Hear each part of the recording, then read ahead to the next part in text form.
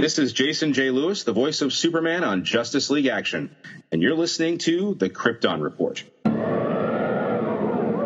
in the sky, look! It's a bird! It's a plane! It's the Krypton Report!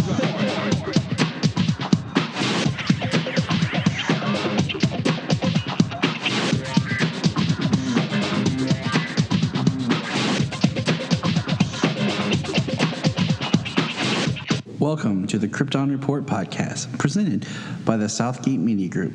The All Things Kryptonian podcast, including Superman and Supergirl. We discuss games, movies, cartoons, TV shows, and comics. Krypton Report Pod can be found on Facebook, Twitter, Skype, YouTube, and Instagram. And if you want to drop us a line, send it to kryptonreportpod@gmail.com. We are on Patreon under Southgate Media Group. And our official merch page is tpublic.com. Search Krypton Report. Now on with the show.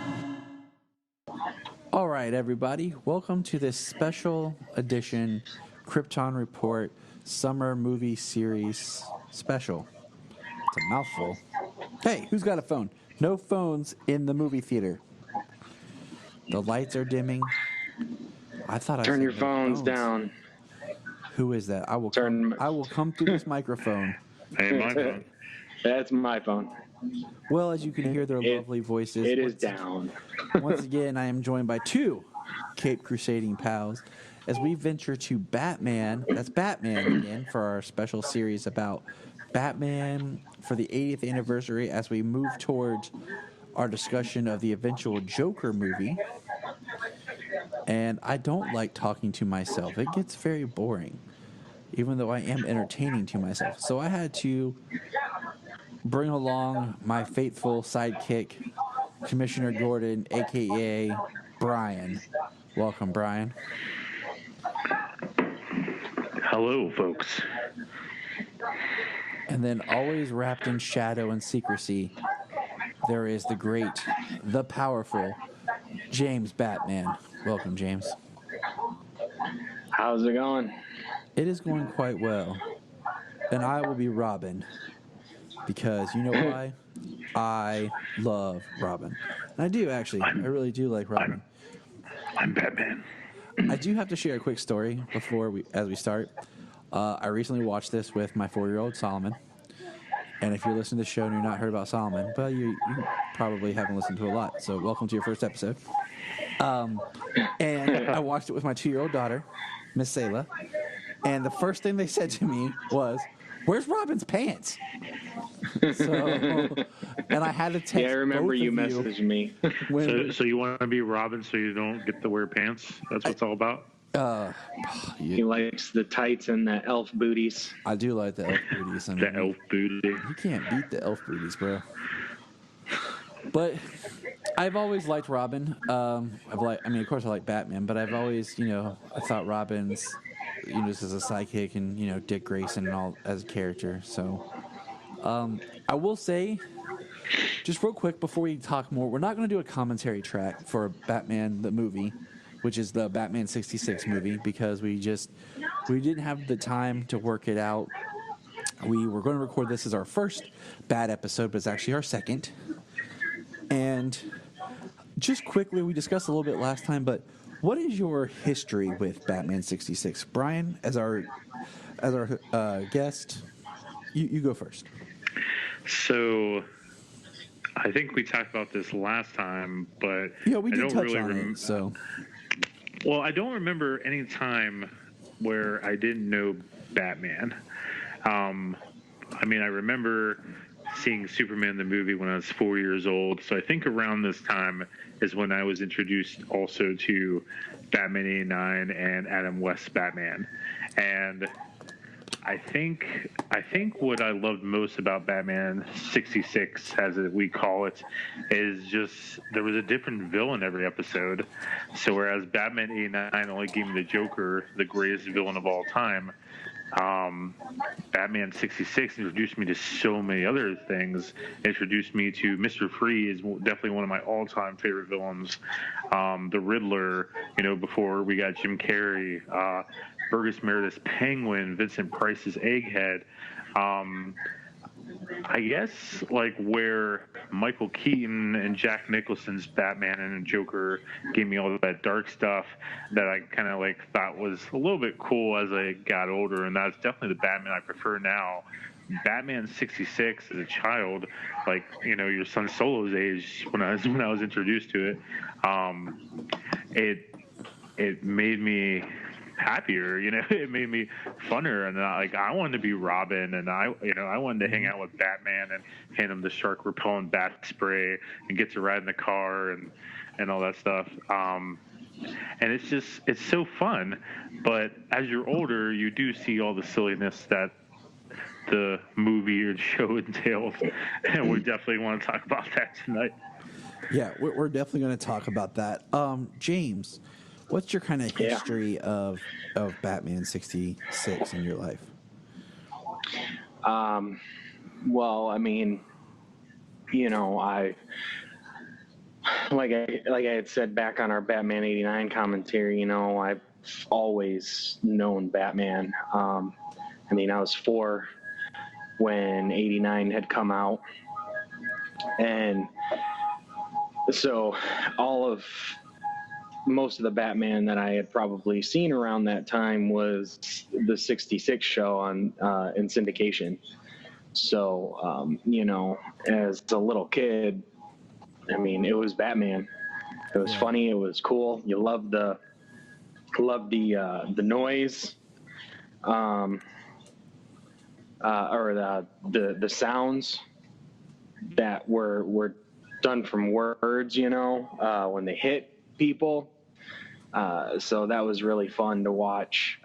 Yes, it was. So I've always known of Batman 66. I've always watched Batman 66. I'm sure I know there was a time when I didn't watch it very much because of the camp factor, but you get a little bit older and you appreciate it for what it is. Yeah. And just within the last 2 years, when it was on, Batman the movie here was on Netflix. Kids, and they were 2 years younger, and they were watching it and they loved it. They thought it was great. They like Batman. They love the animated stuff. They watch movies and stuff. But, kids, they get out of touch with live action stuff, movies that are a couple hours long, and they go off and do their own thing. But they enjoyed watching this, it being so colorful and funny, and having a lot of the villains. They had themselves a good laugh watching it as well. So I enjoy Batman 66, and Adam West and Burt Ward, just iconic now.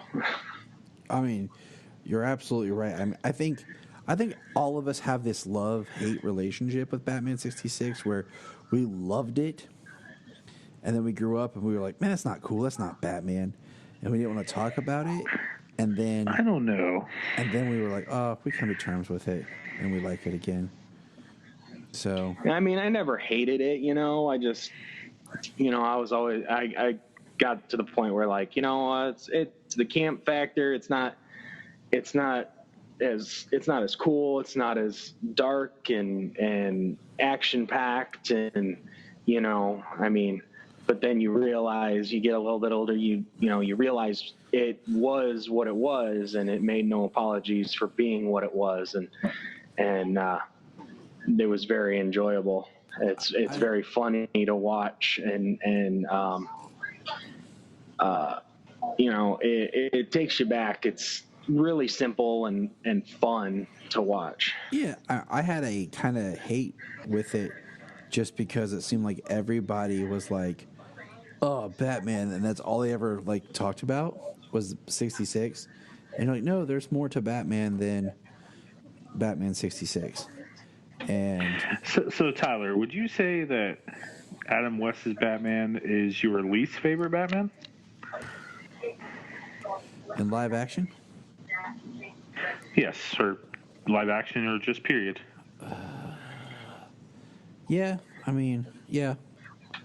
I would say it's my least favorite. I can say that, but I don't hate it now. Like there's a place for everything. I mean, I loved it because when I was little, I had a younger brother, so having a TV show or a movie that had Batman and Robin was great because when we would go to play, we could both be, Batman and Robin. We had someone we weren't fighting over. I'm Batman. No, you're Batman. It was. We're both Batman, so we can play, or we're both Robin. How come no one wanted to be Chief O'Hara? Because he's a moron. I know that you're Commissioner Gordon. I know you're Commissioner Gordon, but come on, man. Like, all right. See, I'm just ashamed that in '66 I don't have a mustache. Where's my mustache here? The we talked about how the Gotham PD and was it Peter Boyle? Was that his name? Plays Commissioner Gordon. So Peter Boyle was no, it's not Poop. Okay, I have the name wrong. Commissioner Gordon from the Keaton. Oh, Pat Hinkle? The white hair there guy. We go. Yeah, there we go. Yeah. Yeah. We talk about how he's Gotham PD and him are practically useless in those movies. Gotham PD ever. Yeah, Gotham PD and Chief O'Hara and Commissioner Gordon can't get anything done without Batman in '66. This is true. I remember. I don't know if it's in this movie or it's in an episode, but I remember something like Commissioner Gordon goes and says, where were you guys? What happened? They're like, we made a wrong turn and ended up at the dock. And the whole time I'm like, you guys are the police of this city. You should know where every turn is on every nook and cranny. Like, you are the worst police force ever in the history of everything. Yes. They go from the worst police force to the most corrupt police force. In like 10 years. Boom. There you go. So let's think about this. All right, so Batman, the movie. We're going to focus more on the movie, but Splinter was, and I had said this before, for the longest time, this is the only piece of home media you could get for the Batman 66 series. You weren't able to get any of the TV episodes or anything like that. You couldn't buy them. So I remember my mom buying the VHS of this and watching it, and it was great because the show, like I said, it had Batman and Robin, but it also had the villains in it. I mean, this movie, if nothing else, is amazing just because we have Joker, Riddler, Penguin, Catwoman all together. I mean, and Frank Gorshin is amazing as the Riddler. You're darn right he is. And best Riddler ever. Burgess Meredith is amazing as the Penguin. Cesar Romero is amazing as the Joker. And as I was stating before, and I know I'm going to say this, and Brian's going to make a smart comeback, and I'm ready to defend my comeback once we get there. But I feel like every Joker has worked for the time it was created. And I have a hard time picking one better than the other because I feel Cesar Romero's Joker is perfect for this time. I have no quarrel with Cesar Romero's Joker. I know that, but I'm talking about Jokers in general. And we'll get there. There's only one Joker I have a problem with. Only one. We'll get there. But, so that's why people are like, oh, Jack Nicholson was better than Cesar Romero. I can say, yeah, but I can say, you know what? It was two interpretations of the character. And they're both perfectly valid. Just like Adam West's Batman is valid. Now, gentlemen. Yeah, they're completely different. I have a question for you. Well, This is a man question. Okay? We usually don't talk man questions on this show. But Leah Merriweather or Julie Newmar as Catwoman?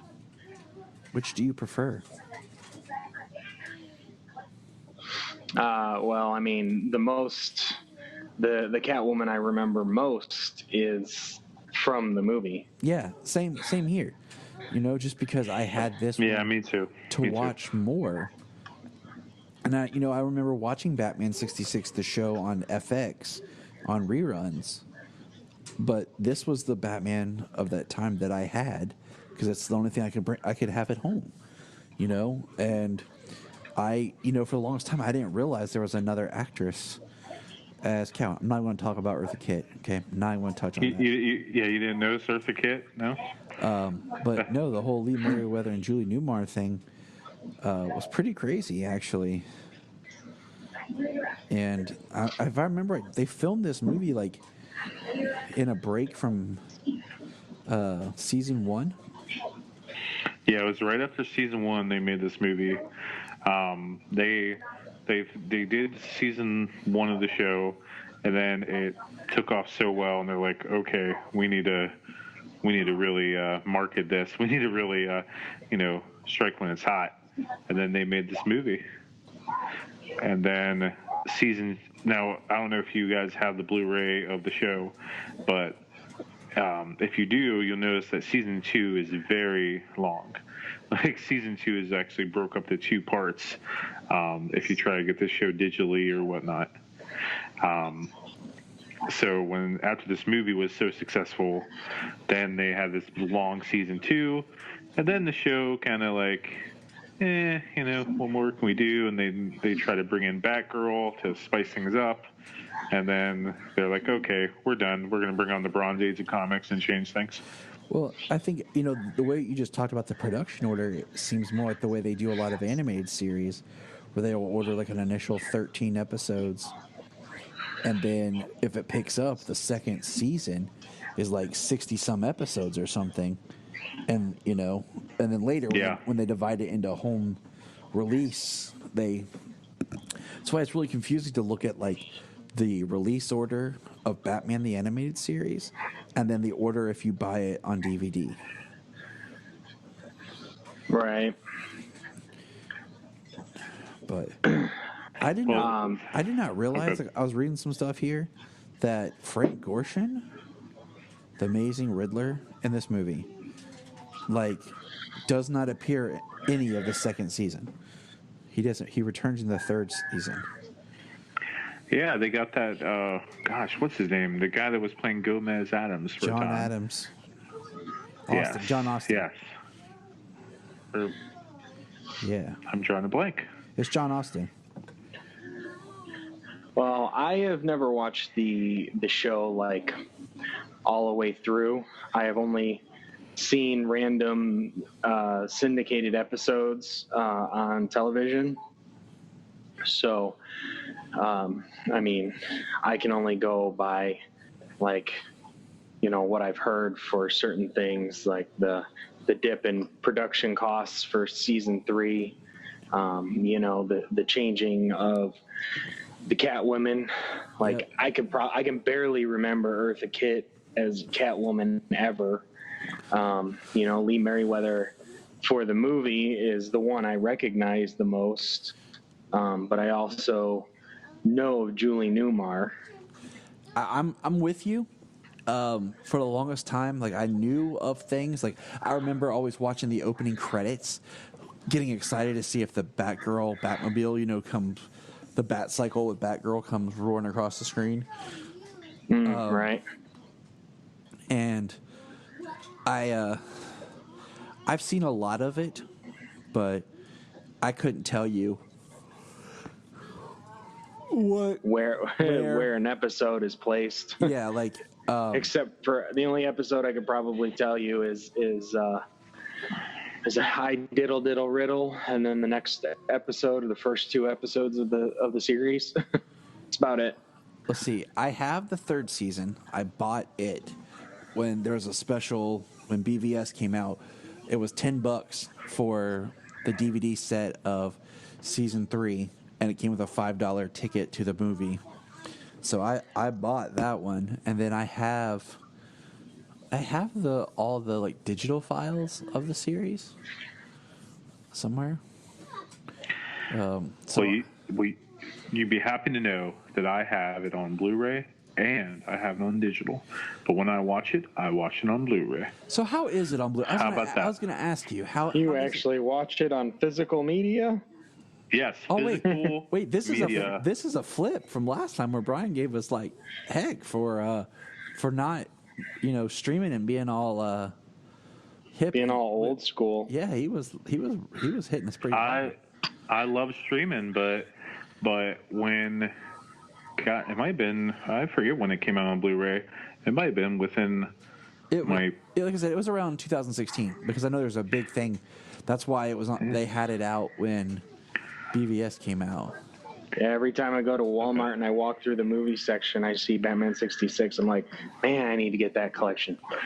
Yeah, how does it look on Blu-ray? Because I feel like the colors would pop, but does it like, I'm watching on DVD. Okay, that's what I have, and even then, like in DVD definition, there's just things you start to notice where the resolution's higher, and like sometimes with older things, when they were filmed with low def and all that type stuff, that just it doesn't hold up, or like it looks horrible in high res. Well, to put it in perspective, so when that Blu-ray box set came out, my wife Jen went and got it for me because she knew how much it meant to me. So, lucky you. I have a good wife. He does got a good wife. So in the box set, really big, there's like a button you can press that'll play the bat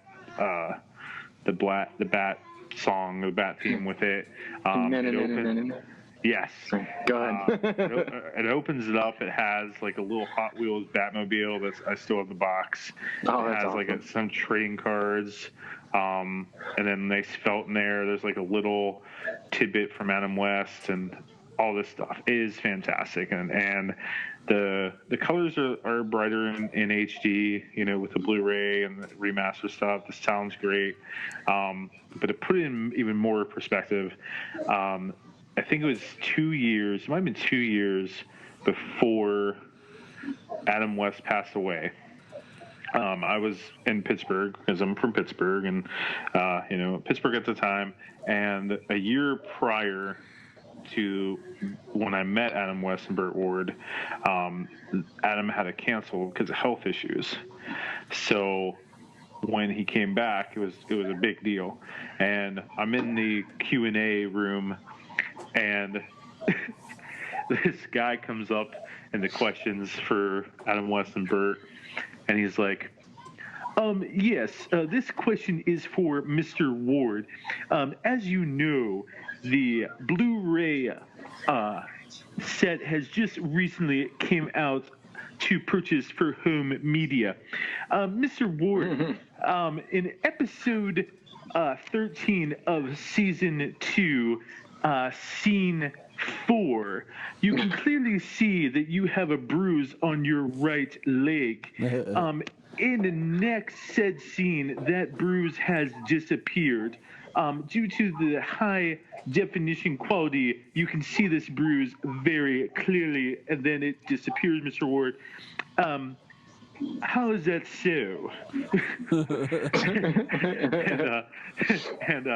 and Bert's like ready to answer, and then Adam just covers the mic. He's like, I'll take care of this one, old chap. Well, you see, Bert got his ass kicked by a bunch of girls. and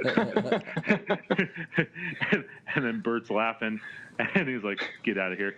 But Bert says, I did all my own stunts back then. And we were filming a couple episodes at a time, and I got kicked pretty hard and bruised. So when we filmed that, I had the bruise, and then we kind of had to wait a little bit for it to heal and kind of put a little bit of makeup on afterwards. But that's what it was. And thank you for that. Yeah.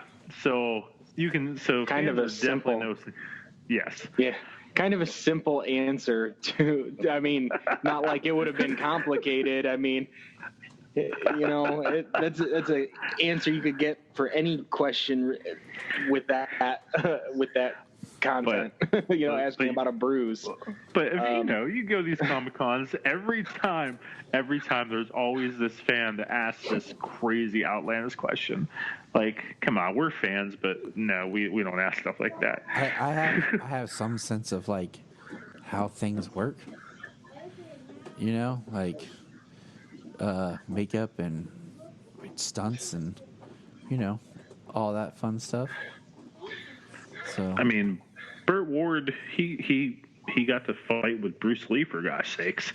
I mean, I do want to say, like, in Batman 66, the movie, like when I was rewatching it, I really did notice a lot more of the matte paintings and stuff in the background. It was like some of the magic was gone. It was kind of sad. I was like, oh. Yeah. I don't know. When I watch old stuff like this, and you see like the matte paintings in the background, that it's so clearly, done on a sound stage and stuff. I love it because it's like, man, that movie magic back in the day, like what they could do, they didn't have this high definition. It didn't look like that. It looked real enough at the time. Like, it's still impressive what they were able to do in the time with the practical effects and the moderate budgets that they had.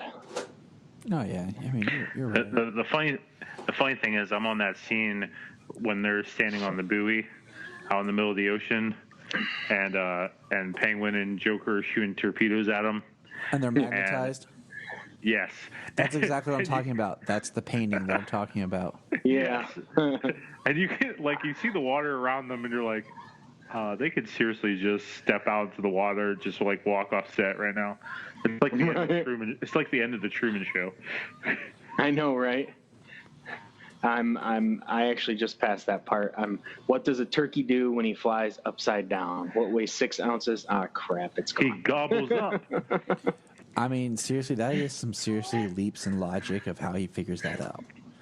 That is all I'm going to say. That is some serious, like, okay, so I got a question for you. Got an answer for you. If you were Batman and you had to take on his rogues gallery, which villain do you think would be the hardest for you to battle with, Brian? Riddler. Definitely the Riddler. Penguin's got like some trick umbrellas. He's got a good bit of he's got a good bit of smarts, but mostly I just have to watch out for his gadgets. Joker is a little bit unpredictable. But at this version, the Joker is more like a Joker, not a mass murderer. Catwoman, you have to restrain your feelings and her seductive ways, but the Riddler is going to outsmart you in every turn. And I'm not smart enough to solve these riddles. Like you get these riddles on this show, and like Batman's like, I don't know. And it's always some crazy riddle, and then Robin's like, gobbles up, or Rustin's going to slip on a banana peel. Exactly. It's a completely nonsensical riddle. and I'm right there with you, Brian. Most of the time. I'm right there with you. If I was Batman and I was fighting crime, the one I would have the most problems with would be the Riddler. Because I'm like, I don't know these answers. And I would feel sorry for Gotham City. So, all right, James, who are you? Who's your foil? Well, I mean, if we're talking these 4 characters, I mean, it's got to be the Riddler with the nonsensical riddles with the crazy answers. So I'm just talking period. Like if you were fighting. Period. Yeah, you're fighting bad villains. Well, I hate the cold, so I'd be frigid trying to go up against Mr. Freeze. I would hate it so much. It would make me angry. Oh, I thought we were talking about villains in this movie. Gentlemen, I just want to let you all know that I was just in the presence of pure beauty. Junia just walked past me. What's that like? I know. Is your nose a little brown right now? It's pretty amazing. It's a one of a kind. See, I don't get that. I don't get that great things very often. Like, usually when I'm doing the podcast with you guys, my wife's like in her little office game room. I can't see her. I mean, I know she's beautiful in there, but I'm over here. She's over there. Yeah, I don't know. Mainly, she just scared the crap out of me because I'm wearing my headphones, and she came down the stairs super quiet. So I was like, "Holy crap! I don't even know how." So here's my next question. Okay. Yeah, I see my wife. She's looking pretty beautiful. What's up, girl? My next question is, and Junia and I were talking about this the other day because we were talking about just Batman. I'm trying to get her to read Damned. If you turn into a Batman villain, which villain do you think you would turn into? Ooh, that's a good one. Yeah, I would like to be Bane. Incredibly intelligent and incredibly physically imposing, both. I could see you as Bane. That's the thing. I could see you as Bane. Give me a luchador mask. And, you go up to Batman and be like, do you even lift, bro? Yeah, right. Be like, I could definitely see you like destroying like him with your mouth. Like, I'm just gonna eat you. But no, Bryan, like, if you turned into a Batman villain, man, like, who do you think that you would like connect to? Jeez, I've never thought of this. I know, this is what happens when you hang out with me. You're just like, what the? You're like, where does he get these wonderful questions? I know.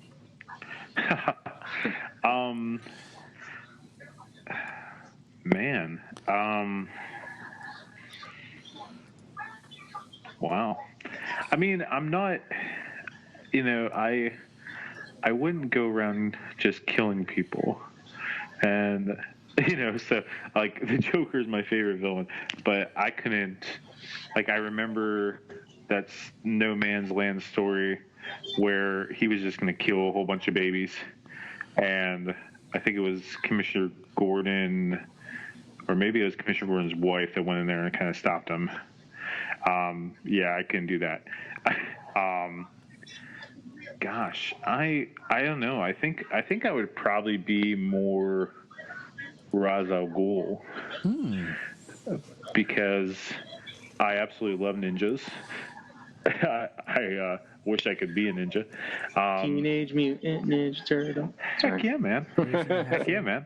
I call up Shredder and see what we can put together. But I always loved Ra's al Ghul as a villain because he doesn't have completely and utterly. It's not completely evil intentions. He wants to make the world better. He sees the scum in the earth. He sees that there's other evil and crime and just horrible crap going on, and he just thinks we need to cleanse it, and then we can build off the ashes. And I always intrigued that about Ra's. And, yeah, he definitely wants the world to survive, but by any means necessary. Right. And I think I could go with that. But then again, it's really hard for me to make really any decisions, so I probably end up being Two-Face. Yeah. Two-Face, that's the one I chose. Because I feel like if something caused me to be like a Batman villain and to go there, I would still have moral dilemmas and I would still have issues, and the duality of everything of what's right, what's good, what's wrong, what do I do. So, speaking of Two-Face, did either of you ever see the pseudo threequel to Batman the movie? Of course, just watched it a couple weeks ago. Batman versus Two-Face animated series? Yep. Or animated movie? Yes, that is what I am referring to. I actually just watched both of them within the last month on Amazon Prime.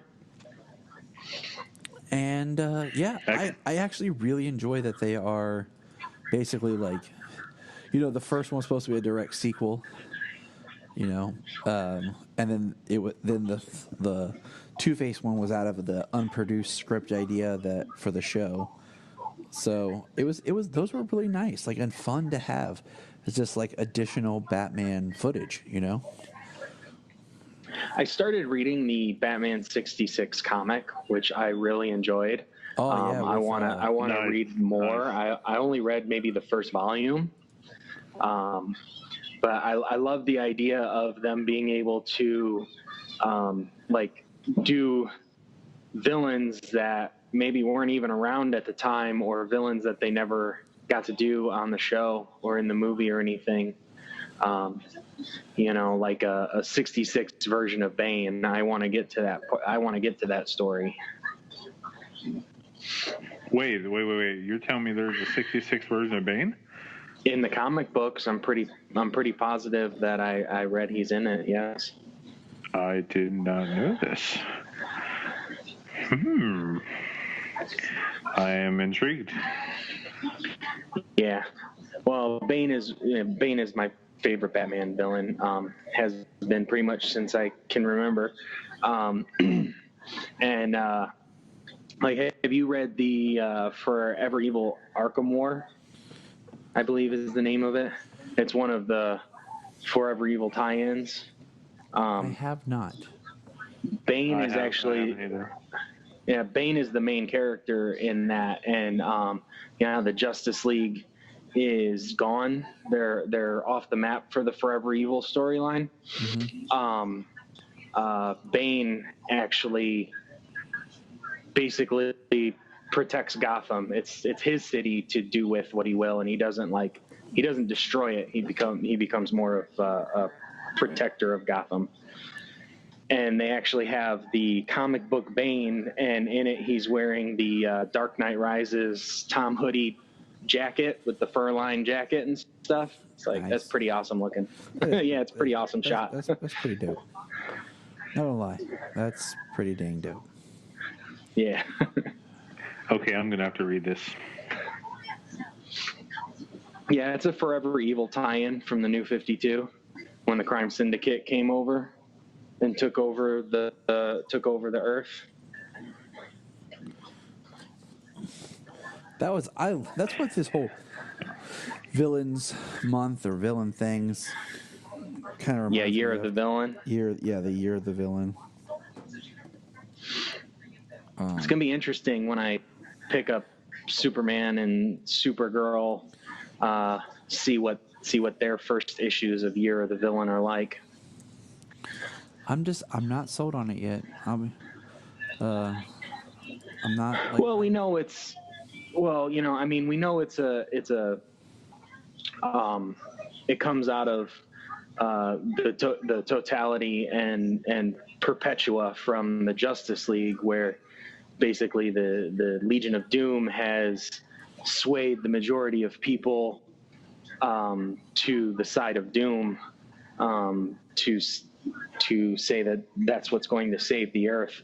And so it kind of like more people are excuse, plus Luthor has divvied up his fortune to the villains to give them whatever they need to be able to take out the heroes and stuff like that. So pretty big event coming out of what the Justice League has been dealing with since Scott Snyder got on board. Yeah, I don't know. I'm just not feeling it yet. But anyways, back to Batman 66, fellas. See, I'm so behind on comics. I mean, Brian's like, you're a villain? What? I'm not a villain. He's like, did No, you guys talk about something called Forever Evil? Is that new? I'm looking forward to this thing coming up called Flashpoint. Woo, what's that all about, fellas? But no, like, okay, so like I have fond memories of Batman 66. I think it's a great Me too. segue into Batman for kids to see something physical, and that's along the same lines of why I don't hate Batman and Robin. The film is because that's one that I can put on that my kids actually get a chuckle at and watch and enjoy because of the colors. It is Batman. It is something fit like, actual people. And, and since we're so removed from that series because we had, Batman Begins and that whole Dark Knight series that we can look back and be like, okay, it's not what I wanted then, but okay. And that's kind of like how I've with Batman 66 is just like, I like it. It's fun. I enjoy, much like I like Gotham, I enjoy Batman 66 for the villains. I do like Batman and Robin. There is fun to be had there. But it's not my favorite Batman. I don't have as much invested into it because I haven't gone back and watched all the shows. I tried, and I just couldn't do it. I'm just not as interested in, like, watching all of it. Like, maybe an episode a day, but I couldn't just sit down and binge the series by myself. Maybe I feel you on that one. If you guys would come over, we just sit in the basement and watch Batman all day. But it wouldn't be this Batman. I have to say, like, it just, I don't know. It doesn't hold up as you get older. I really did. What's that? Oh, I was going to say, I'd say if we all hung out and we're trying to binge Batman 66, we need some alcohol to have fun and enjoy the time. and then with all the alcohol, this is our 13-hour commentary track of where we started the pilot and we just started drinking and we watched all 13 episodes and recorded it. Tyler fell asleep by like the 4th episode, so you just hear me snoring in the back. By the end. I'm a big guy. I'm a big guy. I think I could hold my own. I would be out. And eventually, after all that drinking, wound up being like that guy at the comic convention. Yes. In episode 10, the rat takes cheese. Or something like that. The episode would end where you just hear, guys, it's over. Wake up. And Junia just like gets up and leaves. Like, golly. But I mean, but the Joker. Let's talk a little bit about Cesar Romero's Joker. His look, is he has a purplish pink suit, and that's what a lot of people have said. Kind of the Joaquin Phoenix suit kind of reminds them of. Yes, I was just going to say that. Yes. And the Joaquin Phoenix Joker kind of he reminds me of like a blend of the Cesar Romero, like just in the look, the Cesar Romero and the Heath Ledger. Right. Well, there's probably something to say for, Cesar Romero's Joker he's a clown, Yes. I mean, he really is a clown, and he's, it's makeup and everything. I don't think that there was any history of a vat of acid with the Joker at that point. I'm not sure when that happened. I think that was in the comics, but it was never touched on or anything in the series, much like they never really touch on the Wayne murders or the loss of Dick's family either. Yeah, it wasn't until the 1970s. No, well, when Robin's introduced in Detective Comics, I think 45 or 44. When Robin is introduced, they do bring up Tony Zuko, and like his, they were kind of killed like that way, but they don't get into like a whole dramatic depth of it. It's just kind of like Bruce is with Dick in the Batcave, and it basically says, hey, your parents were killed, my parents were killed, let's be a team. Can you honor that? and then that's kind of it. But as far as the Joker had a good bit of appearances in the early Batman, as just like when he's first introduced, we get the whole kind of like how they did in The Dark Knight, where he's just killing random officials and no one can see the death coming, and he's just like, I'm gonna kill this person at midnight. And he was this crazy murderer at first, and then they kind of like tone him down around the late 50s and into the 60s, where they had like the story of the Joker utility belt, which they made into an episode of Batman 66. But there's no vat of chemicals. It's just like, here's this crazy person. Mm-hmm. So, and if you think about it, out of the live action Jokers that we've had, only 2 of them have actually been tied to the chemicals. And I'm not counting Gotham, because that's a weird construct of like multi-Joker things. But hey, I like that Joker. I don't care. Which one? I like that Joker. The one in Gotham. Which one? Jeremiah? Basically 3. There's 3 Jokers in Gotham. You have the original, which the proto Joker, and then you have why am I drawing a blank on the other? Well, let me reiterate. I guess I didn't know there was that many Jokers because I just started season 4 and got to the introduction of the Scarecrow. So sorry. Oh, okay. Yeah, there's spoiler alert. There's There's Jerome. That's one. Jerome. Yeah. Then Jeremiah. And then Jeremiah sorta, who's thrown in acid and everything, and yeah. So you get 3 versions of the Joker. All right. Which isn't there supposed to be a comic that's supposed to come out like forever ago called The 3 Jokers? For gosh sakes. Yes. Still, yes. Every now and then we get a tease 3 from Jokers Jeff Jeff Johns and Gary Frank. Yeah. It is. Well, no, it's not they're Frank. still working on Doomsday Clock. It's no, it's not Gary Frank. I take that back. It was Jason Fabok. I love his art. I feel stupid for mixing those 2 up in my brain. I apologize to everyone out there listening. But yeah, I mean, he teases panels and stuff, and the 3 Jokers, and I look at it like, there are different 3 like Jokers, and I'm curious, but we'll get it eventually.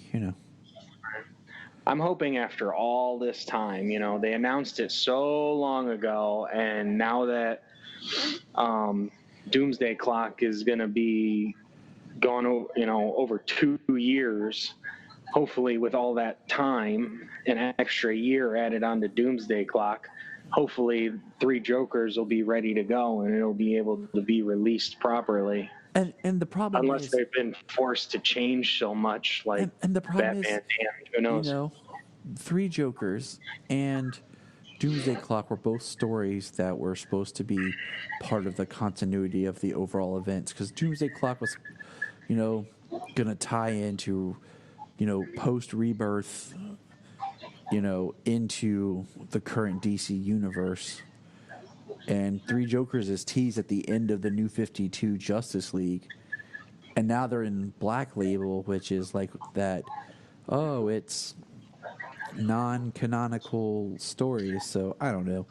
But anyway, see, this is that a word? Non-canonical? Yes. You have canonical. Is that like a canon? Is that like a sailor's term? Not nautical, not canonical? Not canonical. Brian, you went to Bible school. You knew about canonization and things being in canon and canonical. I do. And continuity. No, not continuity, but chronological type thinking, yes. Yes, I do. It's just like, if you ever said retcon to somebody, and they're like, what are you talking about? And you're like, retroactive continuity changing. And they're like, what?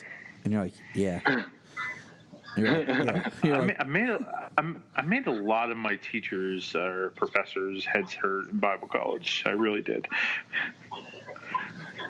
So this is why Batman 66 is hard for me to talk about, because I enjoy it, but I don't have the passion for it. It's like, I enjoy it. It's there. I appreciate it, but I don't throw myself into its knowledge. I'll watch it, but it's just like I don't yearn to know everything like I do for the other stuff. Right. What do you think of Burgess Meredith as Penguin? See, I love his Penguin, and it's so hard because I mean we've got what? We'll break down each character, okay? Well, that's a good way, James. Penguin, Burgess Meredith, Danny DeVito, Robin Lord Taylor. Those are our 3 live-action Penguin representations, and I think Let's do it.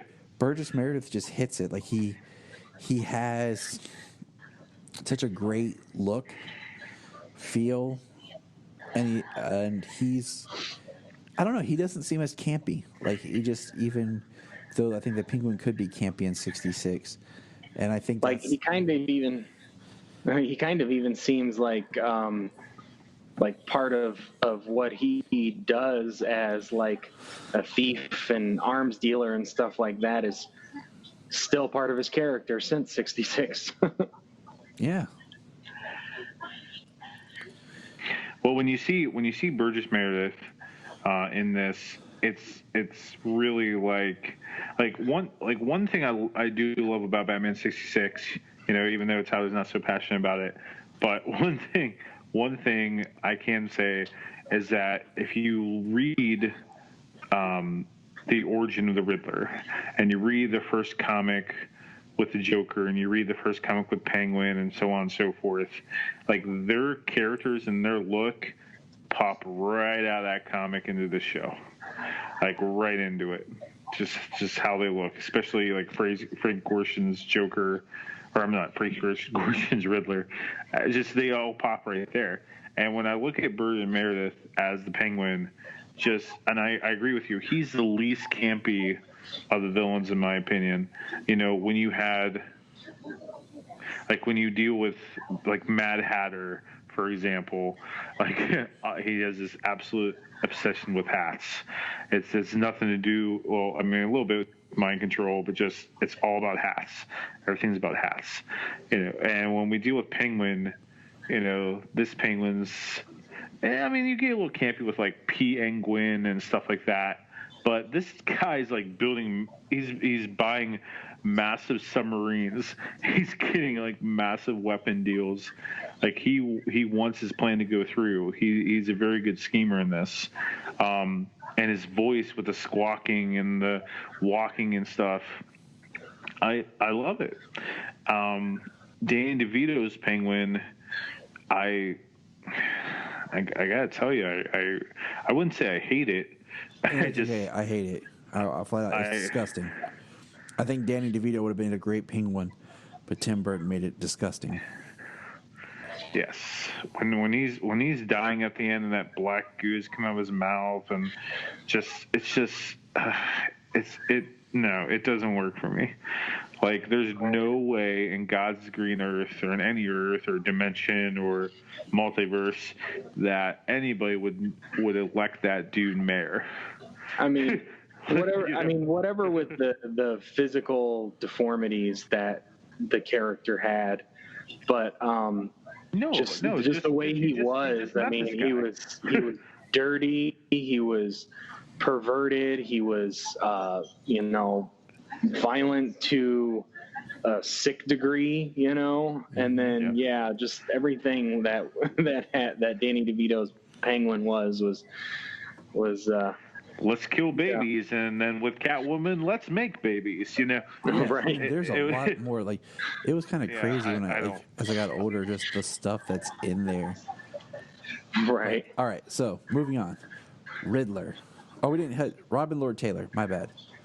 We didn't hit Robin Lord Taylor's Penguin. I like his Penguin.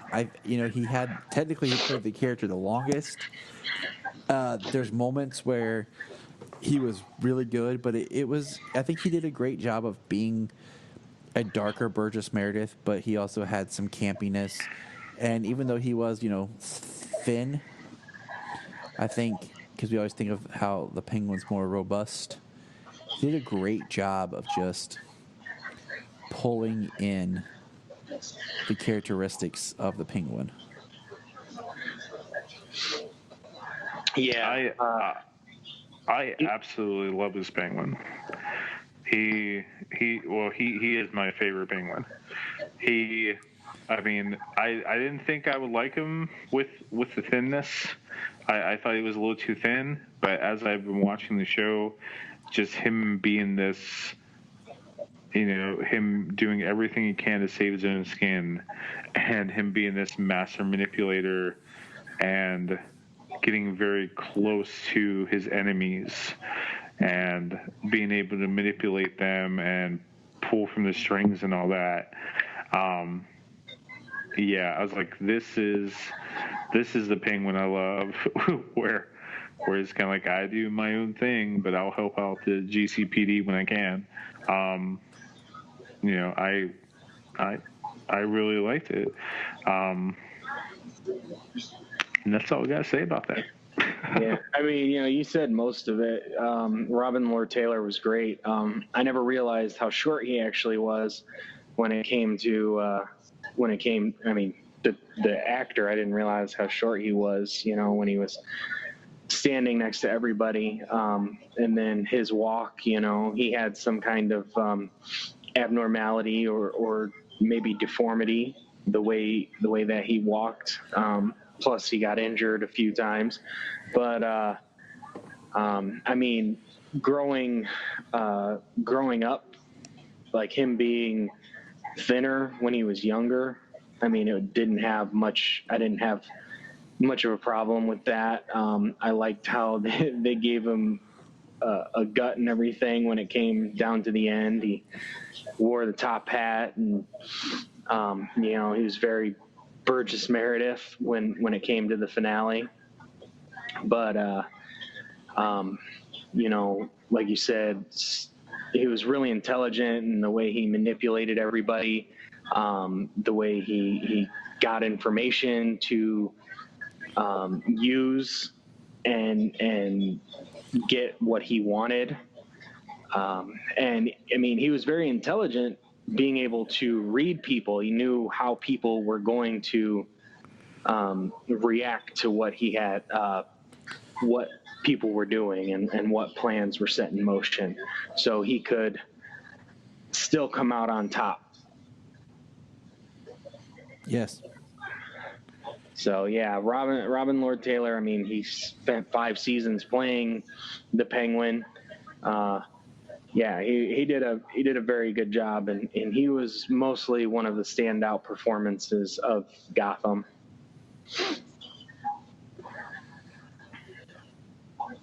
All right, so next character, Riddler.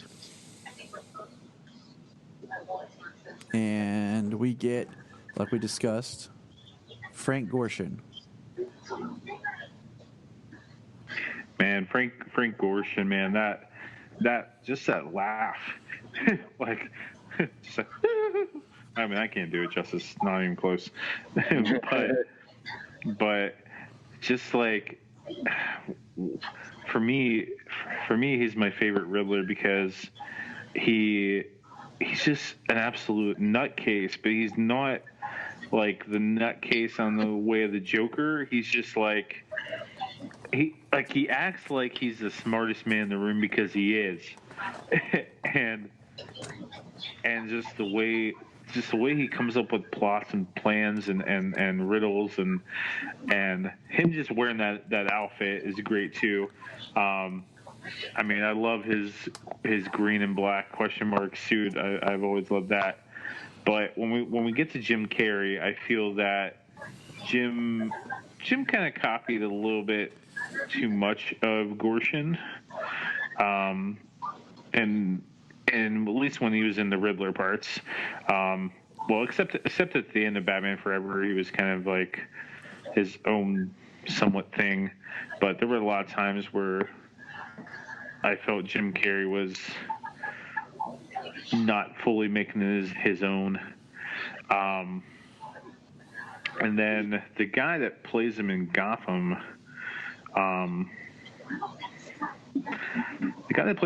is really great, but I lost my memory of what his name is. Michael Corey Smith, I believe. I was like, I knew Corey. Yes. I I do really enjoy his Riddler. I like this inner turmoil, this like getting into his obsession with, obsessive compulsiveness, his different side to him. But I kind of felt that when he talks to himself in the mirror and he sees this different version of the Riddler and then, talking to himself, I kind of felt it was a little bit too Two-Face instead of the Riddler as I knew him. I just felt it was a little bit off at times. That's just me. No, I agree with you. I totally agree with you. If it comes down to the Riddler, my favorite is going to be Frank Gorshin. I think John Austen did a weird Riddler. Jim Carrey just did a over-the-top Jim Carrey, Frank Gorshin. I don't feel he really...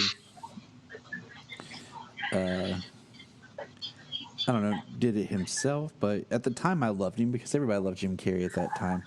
But as I've gotten older, I still love Jim Carrey. Oh, yeah. But I mean, that was his, time, All his biggest movies happened in, a 2-year span. Right. And then Corey, I like him, but I agree with you. There's some choices they did with his character, to me, felt outside of what the Riddler would do. So I'm just but what about you, James? Being awful quiet. I mean, no, I'm just letting you guys go. I mean, my favorite growing up was Jim Carrey. I mean, it was his time. I was, 9, 10 years old when Batman Forever came out. And so it was Jim Carrey. He was funny. He did his thing. I liked Batman Forever, and I have that nostalgic connection with it. I mean, these days I would probably say that Frank Gorshin is my favorite because of he did it originally, and like you had said, the Jim Carrey just did his own over the top impersonation of Frank Gorshin. And then I mean, I really liked a lot of the stuff that came out of Gotham with the Riddler. The mirror and the split personality thing, that was probably one of the worst things. But when he was the Riddler and he did do plans and some of the riddles that he did, the suit was actually the suit he wore was actually pretty nice looking. Mm-hmm. So I would have liked to seen something a little different because I think he did a great job with the character. I mean, some of his best stuff was the first couple of seasons when he was just Ed before he had the split personality. Yeah. I think if he would have just been Ed and, instead of the psychotic break and the split personalities that he got after murdering, can't remember the lady's name. Yeah, Kringle. Oh gosh, yeah, Kringle. Kristen Kringle. If he would have just had more of a psychotic break and kind of enjoyed more of doing that than actually being torn and having the split personality, and he would have just went more down a dark path and led the Gotham police force, drove them crazy. I mean, I believe that would have been a much better route. But I mean, I really enjoyed the actor who did it, and it was good. Just some different choices could have been made, but So Frank Gorshin probably, Frank Gorshin I'd have to say is the best, but I have the nostalgia for Jim Carrey. I can always watch Batman forever. Yeah, and we're going to eventually talk that movie, so I'm going to hold back on some things. So that brings us to our last of the big four, Catwoman. There's actually been quite a few live-action Catwomen, if you think about it. We have Julia Newmar, but I don't... Oh, go ahead. Eartha Kitt, Lee Merriweather, Michelle Pfeiffer. Anne Hathaway. And then Cameron Bartakovia. And then we have... Okay, I'm horrible with names. You know this. You both know this. I knew it was coming. And we have the girl whose name I can't remember who was in the last episode of Gotham. And if we want to get really bad, we have the stunt casting from Birds of Prey for the one episode. But that doesn't count. So, Catwoman. I think I don't like Eartha Kitt as Catwoman. I like Julie Newmar and Lee Merriweather because I feel like they're both playing the same character of Catwoman. Just they couldn't get Julie Newmar for filming of the movie, so they got Lee Merriweather. So it really wasn't like reinterpreting the character. I don't like Michelle Pfeiffer. To me, that doesn't... I understand. Thank you. I understand where Tim Burton was coming from, and I try to look at things now, like even like my nostalgia filter, my love for Batman Forever. I can talk about how that Two-Face is horrible, but we're not going down that hole. It's not the character, and that's how I feel about Catwoman. Is she's not really the Catwoman of there, of the character. So, and Anne Hathaway is my favorite Catwoman.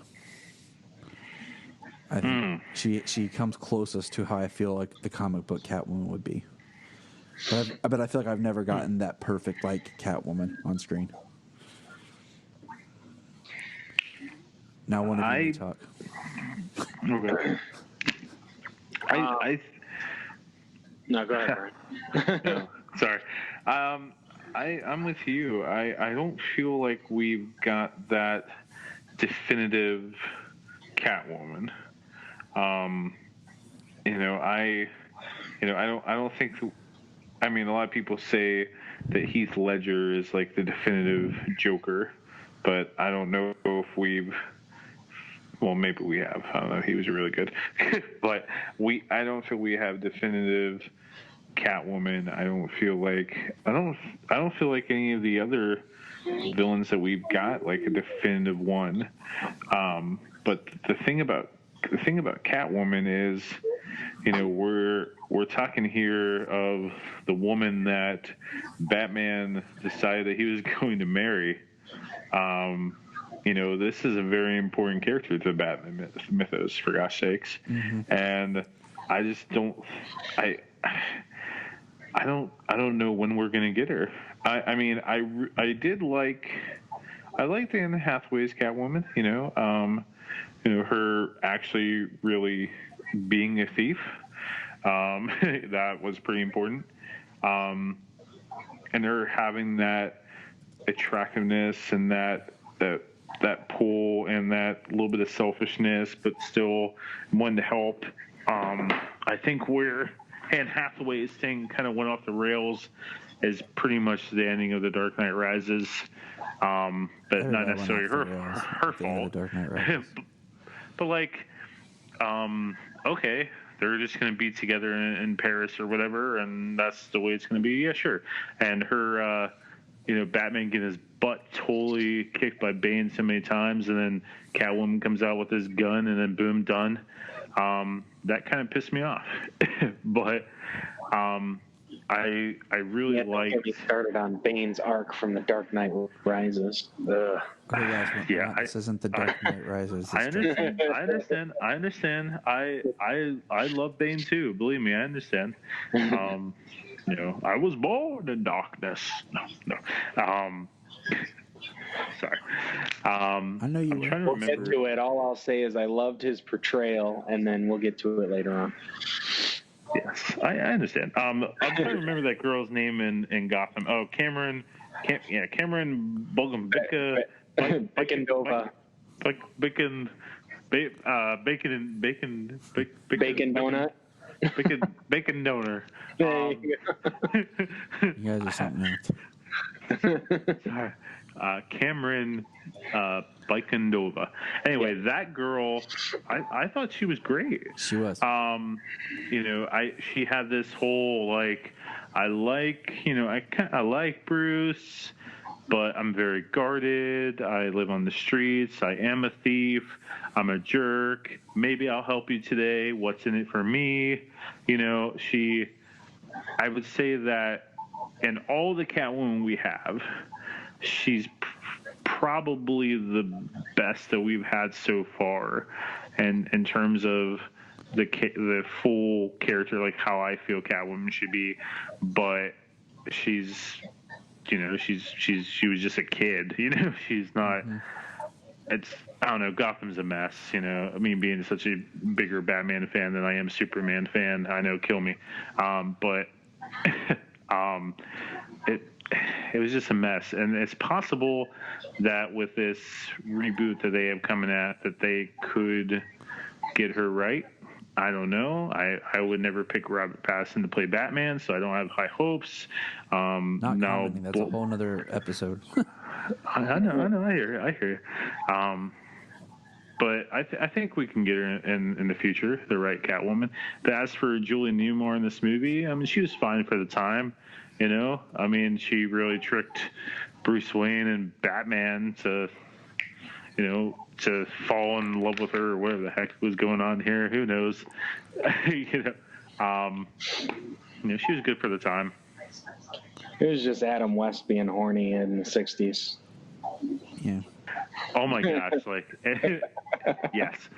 There was some questions at that particular Comic-Con I was at. Let me tell you, I heard some things. Oh my gosh! Children should not have been in that room. But anyway.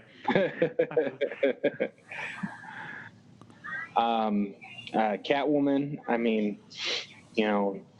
Lee Merriweather from the movie here. It's the version of the 60s Catwoman that I'm most familiar with. It's kind of funny how she's always like meow and meowing and hissing and stuff. Taking the cat part quite literally. Michelle Pfeiffer. I've always loved Batman Returns. It's Michelle Pfeiffer. She's gorgeous. She's a great actress, and like a tiny latex suit. So it was a good movie. She did a really good job playing a very unhinged Catwoman, very supernatural. Anne Hathaway. She was really good. She was confident. She was a very good cat burglar. She was tough. She held her own on the streets. She wasn't a victim. So they did. Anne Hathaway did a very good job. I enjoyed her a lot. Cameron from Gotham. She has the most time as Catwoman now out of anybody.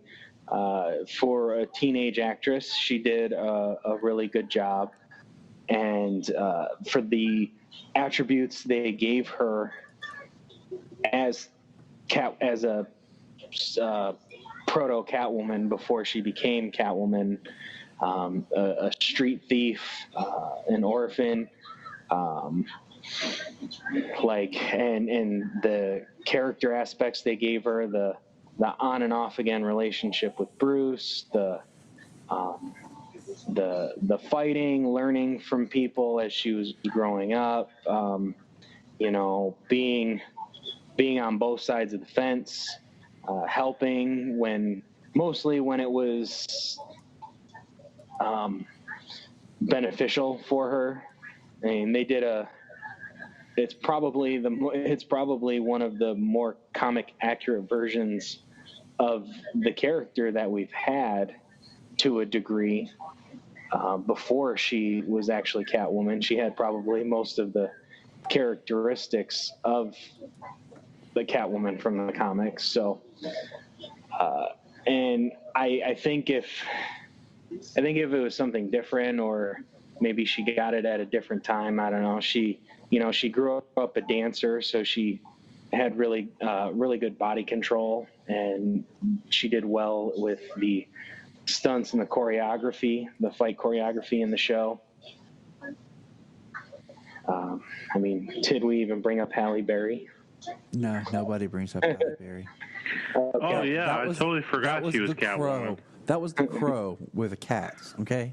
It was Gentlemen. the crow with the cat. That sounds good to me, but How great was Sharon Stone in that movie, man? Wow. All right, so we want to wrap this up. Anyone's final thoughts on Batman 66? Like I said, I knew we'd get tangential because we always do, but it's just the show spawns so much, and it's, it has the legacy that it has, like the comic book that was started and the two sequel animated films. I mean, it has a legacy on its own that will, it'll grow and continue to through generations to come. My final thoughts on Batman 66 would have to be, I think the greatest part about it is it's where a child can be introduced to Batman. It can be introduced to the idea of Batman, a love of Batman, before we get into who Batman really is, and that darker side. And I think that's why, I made a comment earlier that this show doesn't hold up, but maybe it does. It's where you can introduce, your son or daughter to Batman, to Batgirl, to all these great villains, and share just a piece of that love for this character that we have. And that's the legacy that's definitely going to hold up. And Adam West said once, you have all these actors nowadays saying, I'm Batman. And back when I was that character, when I walked in the room, they knew I was Batman. And Adam West will definitely always hold a place as a great Batman. And I think the most important thing of this love that we have for characters is the ability to share it on to others and pass that on. And I feel that Batman 66 is a perfect way to start Batman to a new generation. I'm just going to say I can't say anything better than what Bryan just did, so I'm just going to pass. yeah, I would not get rid of Batman 66. I think it's important for the character. It is what it is for the time it was made. It's really fun to watch. It's extremely kid friendly. Yes, without any adult undertones. I mean, there's a little bit in the movie, but it's so light compared to some of the stuff they get. I just want to throw this out there. We started to watch Puss in Boots, the movie, with our kids the other night, and Junia and I hadn't seen it in forever. And, there's a lot of adult content and undertones in that movie that I did not remember. Oh, yeah. No Shrek films, man. Oh, yeah. So, Very much so. Very much so. I knew there was some, but I had forgotten. Because I just don't ever watch them. But sorry, I didn't mean to go out there. My bad. Oh, and that's fine. No, not at all. That was mostly it. I mean, it's colorful. It's very kid friendly. It's funny. It's campy for the time. I mean, at the time, the comics were campy like this. It wasn't for a while after this that it took a turn. Who was the writer? Neil Adams, was that it? Started. I mean, people forget that what the comics were like at the time of this show's inception. And, where they had taken. It should be appreciated and celebrated for what it was. It's a chapter in the history of Batman.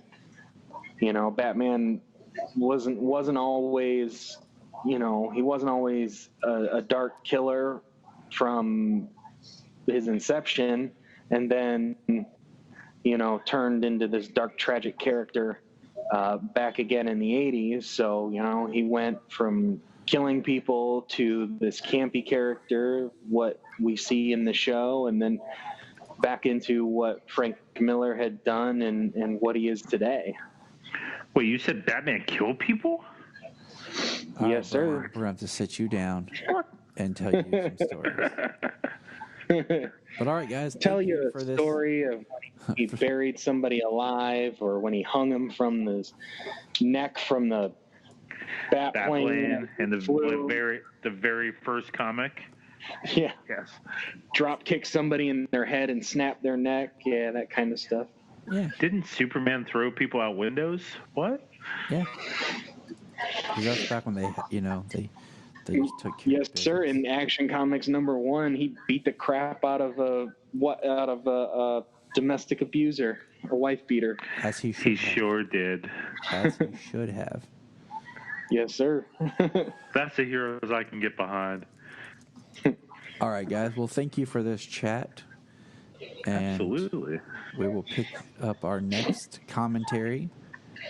We will be discussing Batman, Mask of the Phantasm.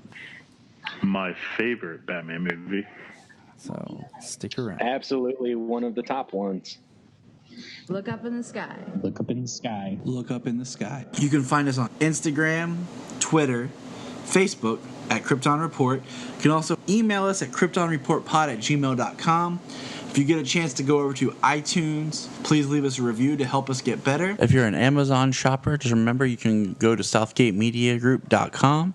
There's a portal, log into Amazon, and you'll shop into your account just regular, but it also helps keep all the podcasts on and helps keep Southgate running. Remember, look up in the sky.